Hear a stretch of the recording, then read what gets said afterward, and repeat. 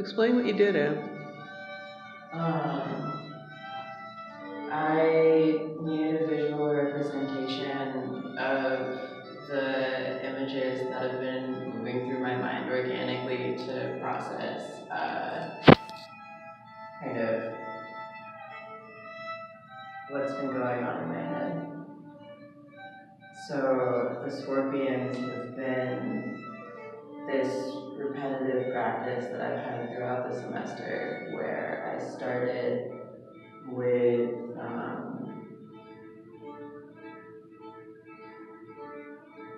I essentially tried to print as many as I physically could before this exhibition.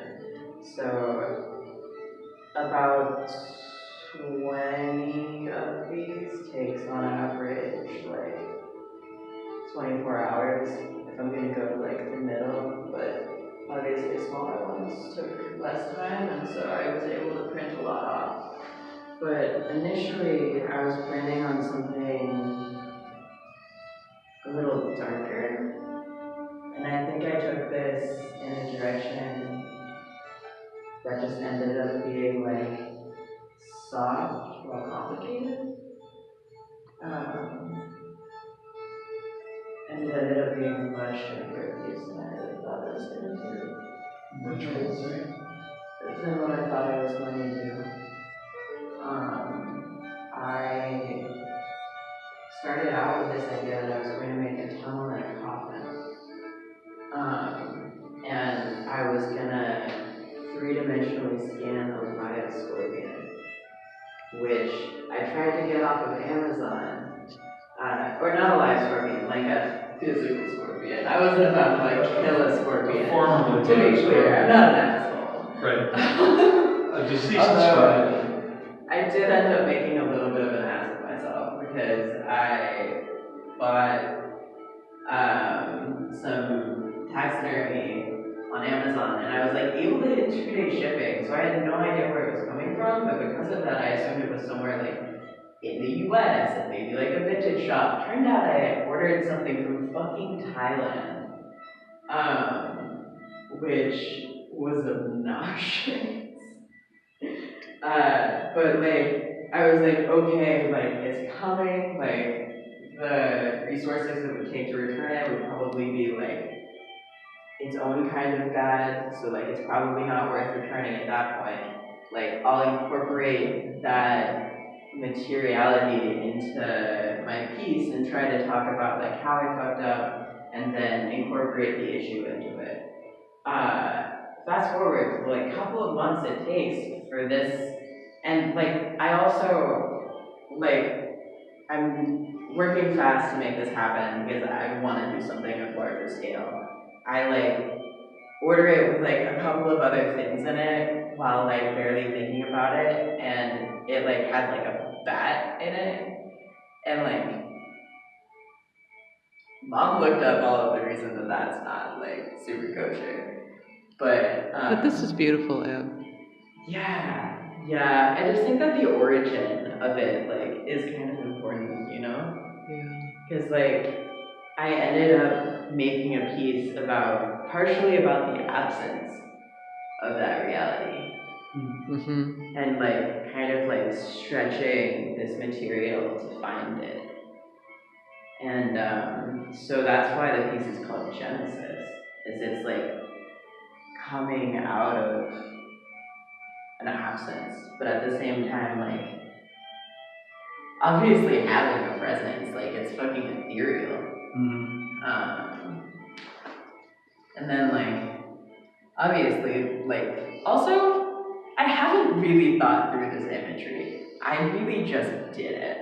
Like this entire project has ended up being stream of consciousness, because like when I'm editing in Photoshop, I'm like taking these balls, I am isolating them, I'm drawing in what I want their volume to be, and then I'm multiplying them on separate layers, and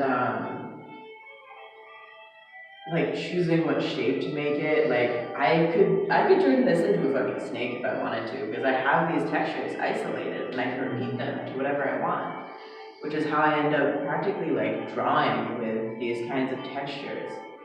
which has like opened up my mind. I'm trying to learn how to turn them into individual brushes. I tried to do that for a separate project and had some issues, but I'm gonna work out the kinks of before I graduate. But yeah, and then I've been thinking a lot about how NASA actually succeeded in taking a picture of a black hole recently. Right. And they had that image, and the people up in the imaging center were fucking awesome, by the way. Like, they're the reasons I was able to pull this off. Is like, they're the one who taught me how to use the like larger scale printers. They're the ones who taught me how to 3D print. They're the ones who let me 3D print the entire semester. Like, I was constantly using the like main 2 3D printers of the thing, and like, I think that ended up being okay because people weren't really. Somebody yelled at you, huh? Yeah, it's like no one was like sitting there tapping their foot, you know. Right. And like I did have like gaps in between that I did very intentionally. But yeah, oh my god, the material research on this ended up being ridiculous. I started out thinking that this would be kind of like a plaster creation. Mhm. Honestly, last semester I was thinking like some kind of enclosure, which obviously like kept its form to an extent. I was thinking I might actually stretch this piece by thinking about some kind of like hammock formation. Like, you know those like metal poles Right. that like go around and then there's like an underneath system to Yeah. support it. I think I understand that. I'm betting I could build one of those, which I might be able to do before I leave Smith. Yeah. That way you could actually have a space like hooked up to a hammock where you're just hanging in this. Oh, wow. Yeah. That would be great. That would be great. Especially after I stop at the dispensary on the outside of town. Which, It would be totally great. Is this nylon or is this cloth? this is unbleached muslin, which I actually left an aspect of the work that I wanted people to feel free to touch, which is this piece. Because it's just the actual unbleached muslin when it hasn't been filtered. Which I also intentionally left the print, like what these scorpions look like before I cut them out, because I wanted to highlight the form of creation. And so these are like kind of coming into existence. Right, which also sort of makes me think of a cervix. Yes. I have to say these scorpions also were partially inspired by Mona, which I'm a little embarrassed to admit every time. Why?